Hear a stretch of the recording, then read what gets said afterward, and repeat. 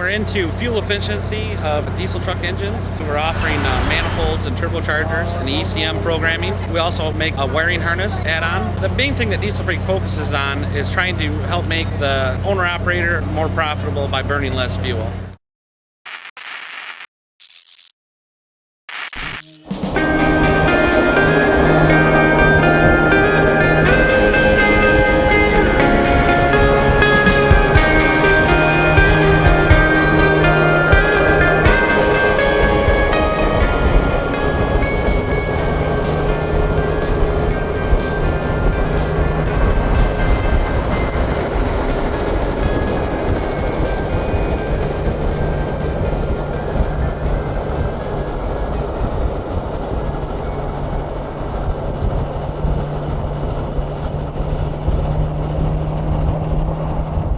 How about that southbound KW there?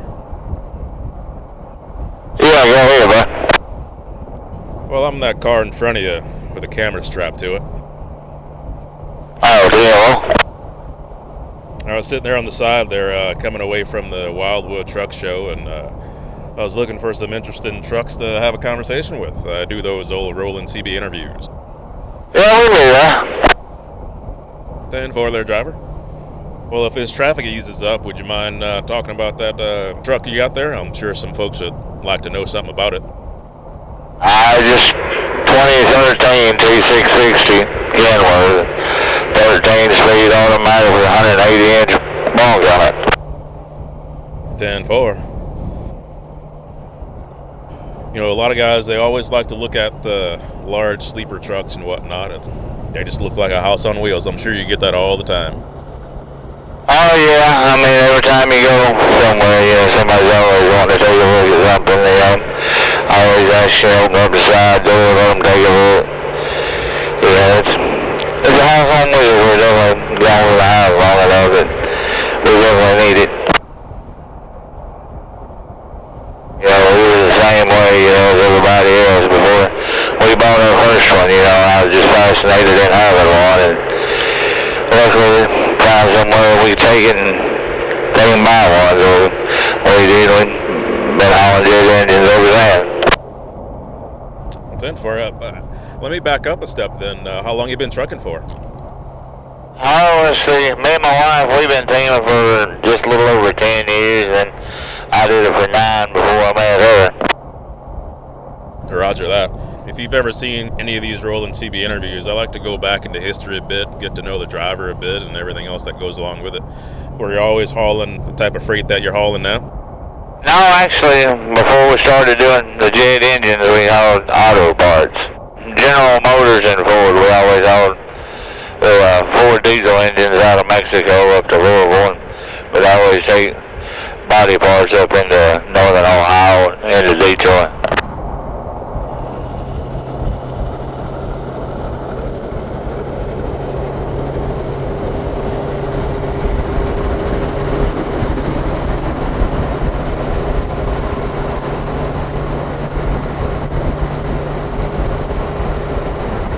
So I'm getting a good look at you here.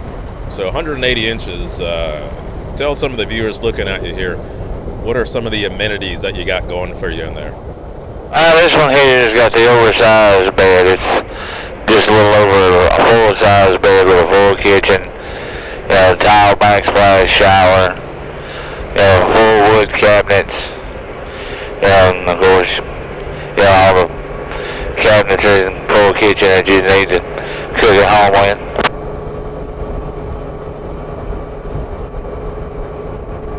Roger that. So what are you missing there? If it's a house on wheels per se, what's something else that you'd want to put in there that would make it a little more convenient than what you already got going for you? Actually, the only thing I'd really add to another one is a pull-out barbecue. Probably I'd like to have that way I don't always have to carry it around in the trailer and set it up. I'd rather just pull it out the side door and be done with it. What are some of the other things that people like about the setup there? I guess really the most common thing we hear is, the color that's on it. It's kind of a different color green that my wife picked for this one. I guess that's probably the most unique deal on it is, everybody else usually goes with, a black or, white or, something that's a little more common. Just, I've never seen another, 660, big bunk that's this color green, and most everybody kind of likes it a lot. So when it comes to hauling jet engines, where do you find yourself going? Walk a guy through your typical run.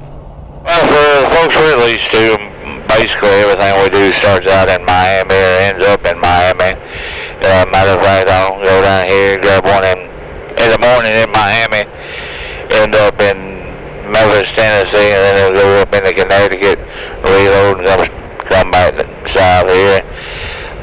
We find ourselves in Miami at least probably 3 times a month, and can't really beat that, especially in the winter time.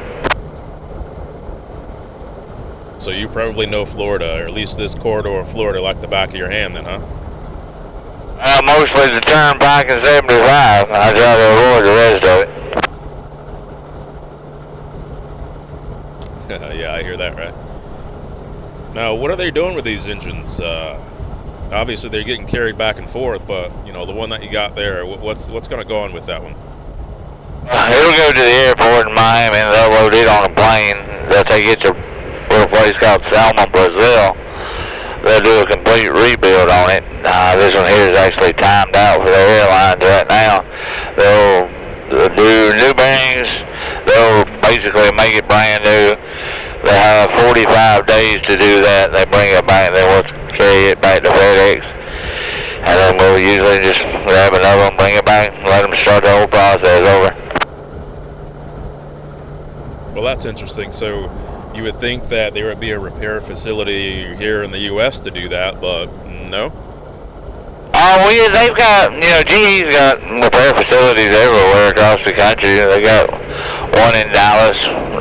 They've got a main plant, Cincinnati, Ohio, and a couple outlying plants up there. But, just like with everything, everybody looks at the bottom line, and, money is money. And then it's cheaper to fly it to Brazil and have the guys down there rebuild it and bring it back as it is to have it done up here. Well, you hit the nail on the head. Money's money. As always, I get into these conversations and I forget to ask a guy what his name is. My name is Darrell Lilly, and we're leased to Aviation Express up here out of Ocala. A guy might watch a video like this, or obviously you may have seen this kind of freight moving before, and you've probably never been in a position to say, hey man, I'd love to be able to haul jet engines. What would you tell a guy who's looking to do the same thing that you're doing?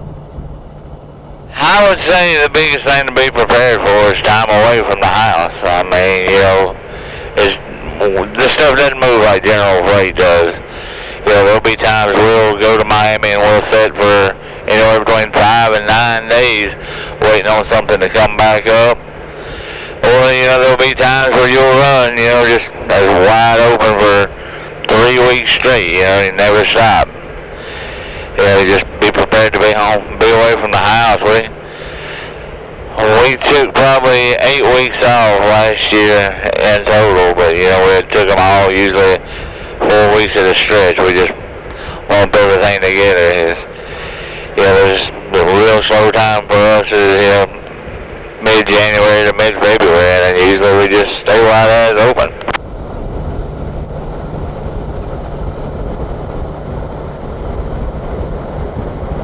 Being prepared for anything, that would explain the setup that you have that allows you to be to have a little more freedom there, to go where you want to go and deal with what you got to deal with. Well, actually, I wouldn't give this up for nothing, Lord willing, we'll retire right here where we're at right now. I'm not but almost 41 years old. I've still got another 25 years to go, but I'm hoping I'll retire from right here.